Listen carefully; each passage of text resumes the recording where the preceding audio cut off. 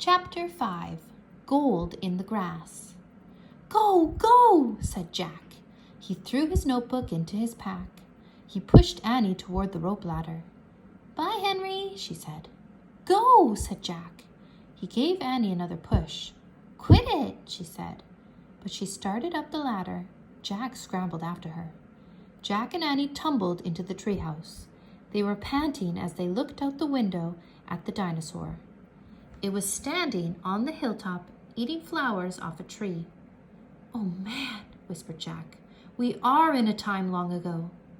The dinosaur looked like a huge rhinoceros with 3 horns instead of 1. It had 2 long horns above its eyes, and another one grew out from its nose. It had a big shield-like thing behind its head. "Triceratops," said Jack. "Does he eat people?" whispered Annie. "I'll look it up." Jack grabbed the dinosaur book. He flipped through the pages. "There," said Jack, pointing to a picture of a triceratops.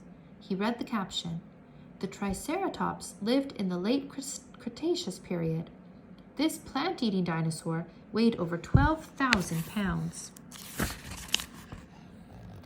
Jack slammed the book shut. "Just plants, no meat." "Good," said Annie. "Let's go see him up close." "Are you crazy?" said Jack. "Don't you want to take notes about him?" asked Annie. "We're probably the first people in the whole world to ever see a real live Triceratops." Jack sighed. Annie was right. "Okay, let's go," he said. Jack shoved the dinosaur book into his pack. He slung his pack over his shoulder. Annie started down the ladder, and Jack followed her. "Just promise you won't pet him," Jack called down to Annie. "I promise," said Annie. "Promise you won't kiss him," said Jack. "I promise," said Annie. "Promise you won't talk to him." "I promise," said Annie. "Promise you won't—" "Don't worry," said Annie. Annie and Jack stepped off the ladder.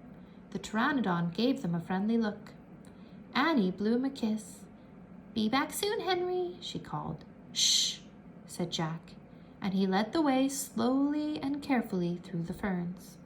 When Jack and Annie reached the bottom of the hill, they knelt behind a bush. Annie started to speak, but Jack quickly put his finger to his lips. Then he and Annie peeked out at the Triceratops. The dinosaur was bigger than a truck.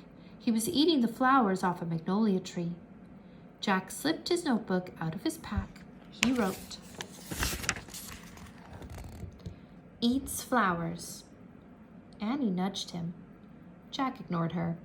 He studied the Triceratops again. He wrote, "Eats slowly." Annie nudged him harder. Jack looked at her. Annie pointed to herself. She walked her fingers through the air.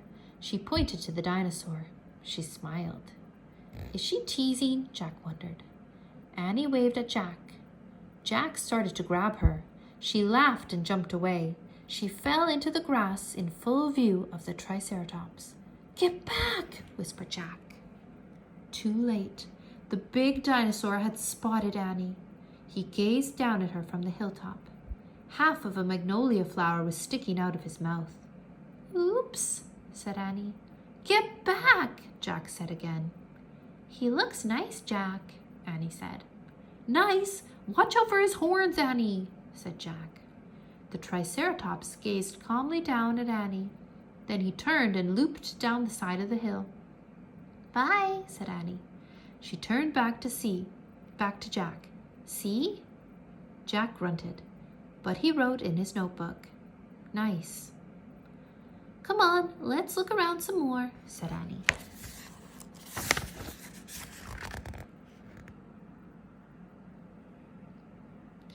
As Jack started after Annie, he saw something glittering in the tall grass. Jack reached down and picked it up. It was a gold medallion.